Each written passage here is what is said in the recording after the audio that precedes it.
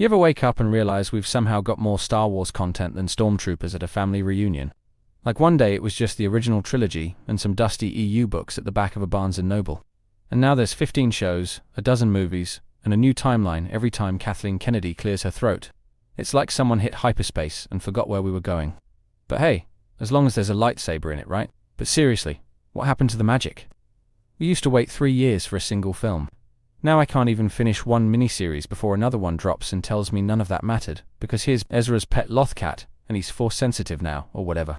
At a certain point, it starts to feel less like world building and more like world spackling, just covering up every crack with a familiar name and hoping we won't notice the story underneath is made of cardboard.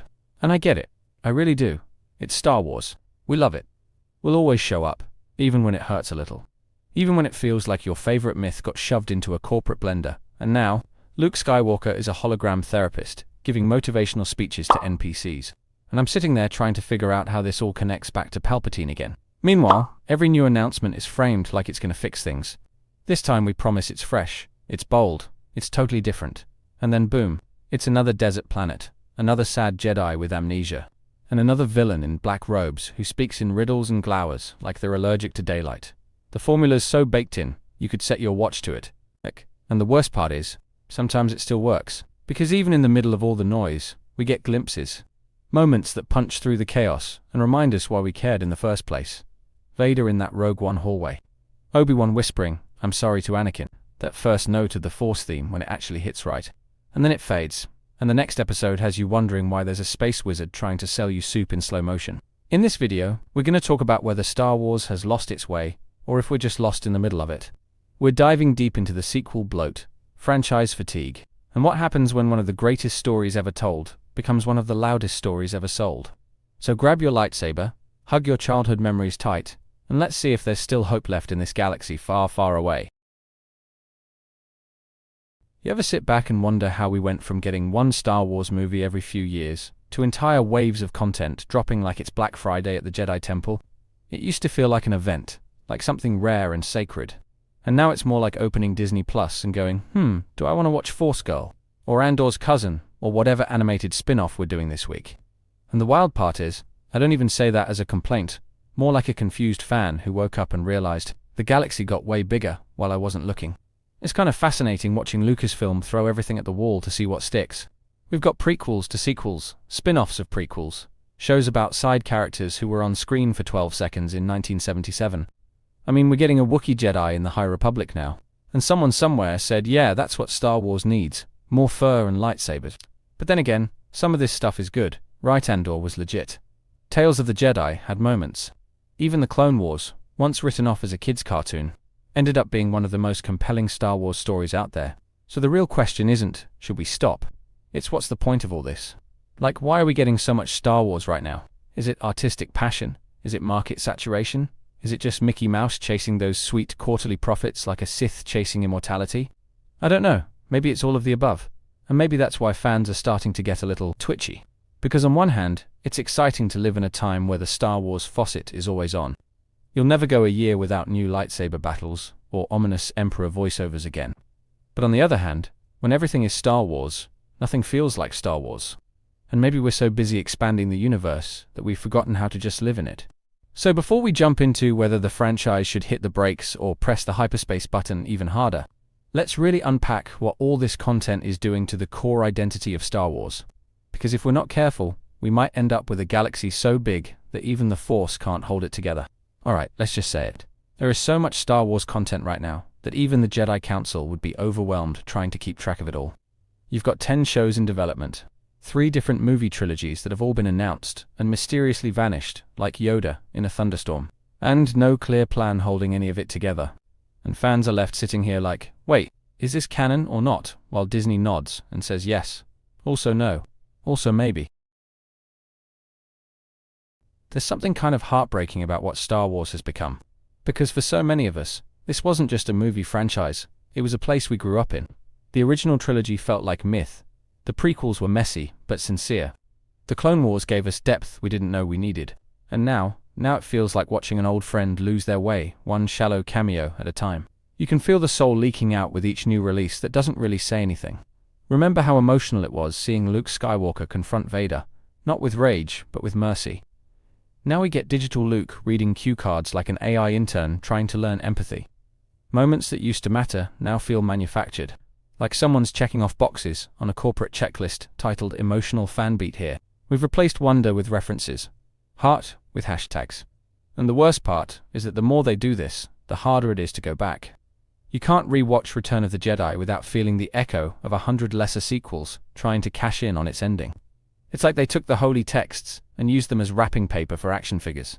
And it doesn't mean there aren't still good people working on these shows, but you can see the sadness in the storytelling. The quiet desperation of creators trying to write something meaningful in a system that only rewards what's trending. And the result is a universe full of noise, where very few voices actually get to speak. We didn't just lose the mystery, we lost the magic. And it hurts to admit that out loud, because Star Wars used to be where we went to feel something bigger than ourselves. Now it's where we go to argue on Reddit about whether or not Grogu should be in the next Rey movie. And yet, somehow, in the middle of all the chaos, there are moments that still leave us speechless. You know the ones. That one hallway scene in Rogue One where Vader becomes a horror movie villain. The last 4 episodes of Clone Wars where everything just hits. Or even watching Ahsoka Tano stand in the middle of a foggy battlefield, lightsabers humming like poetry. Say what you want about modern Star Wars, but when it works, it really works. There's something so cinematic about the sound design, the way the Force theme swells at just the right moment, the way a single frame can feel like it belongs in a museum of myth and dreams. And in those rare moments, you remember why we keep coming back. There's still a sense of grandeur buried in all the noise, that feeling of looking up at twin suns and imagining what else is out there. And it doesn't matter how old you are, those moments still hit like the first time. Star Wars has a language of emotion that most franchises can only dream of, and even when the stories fumble, that language still speaks through. What gives me hope is that we're starting to see fans and creators push back in the right way, not by walking away, but by demanding better. The loudest voices in the fandom aren't just angry, they're passionate. They want more stories like Andor, less filler, more meaning, less hey, remember this guy, and more, here's why this character matters. And Lucasfilm has shown that it can listen. Ahsoka came to life because fans believed in her. Clone Wars got its final season because people never gave up on it. And even after the sequel trilogy stumbled into a confused finale, new creators are still finding ways to mine beauty out of the rubble. That's the thing about Star Wars. It's been rebooted and reinterpreted so many times. It kind of builds resilience into its own DNA. You don't need to destroy everything to make something new. You just need people who care. People who see Star Wars not as content, but as myth. As a canvas to paint something bold on, not just a product to repackage every few months. And those people exist. In fan films, in books, in corners of YouTube. They're out there, and they're ready. The hope is not that we stop making Star Wars. It's that we remember how to make it right. That we choose depth over nostalgia, themes over timelines, and that we let new generations find their own reasons to fall in love with it, without burying them under legacy baggage they never asked for.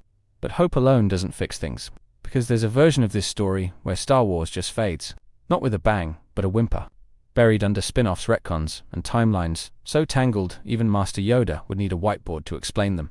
A version where the Force isn't mystical, it's just marketing. We're at a crossroads now. Keep pumping out projects until nobody cares anymore, or pause, reflect, and actually ask what kind of stories we should be telling. Because when you turn art into an assembly line, eventually the gears wear down and the machine stops feeling alive. It doesn't mean we stop forever. It means we stop trying to fill every gap with noise. We give the galaxy room to breathe again. Let the mystery return. Let silence mean something again. Because Star Wars isn't about constant expansion, it's about balance. Something even the Jedi forgot. And if there's anything to learn from this modern era, it's that too much of a good thing can still hurt. The tragedy isn't just bad stories, it's great ones getting lost in the shuffle. It's creators trying to say something meaningful and getting buried under release calendars and synergy meetings. So maybe the question isn't, should Star Wars stop? Maybe it's, what are we willing to let go of so it can live again? Because sometimes, the best way to honor a legacy is to let it rest, and trust that when it returns, it'll be worth the wait. Thank you for watching. If you enjoy my videos, please consider looking at my pinned comment and checking out the links for my Amazon storefront. It contains my favorite Legos, my gear in which I make videos, and comics that I read on a daily basis. I update it constantly, so please, take a moment and click on the link. On top of that, check out my second channel, Critical Analysis Hub Plus, and my third channel, Critical Analysis Hub XP. Just one click would go on a long way in supporting my channels and future in YouTube.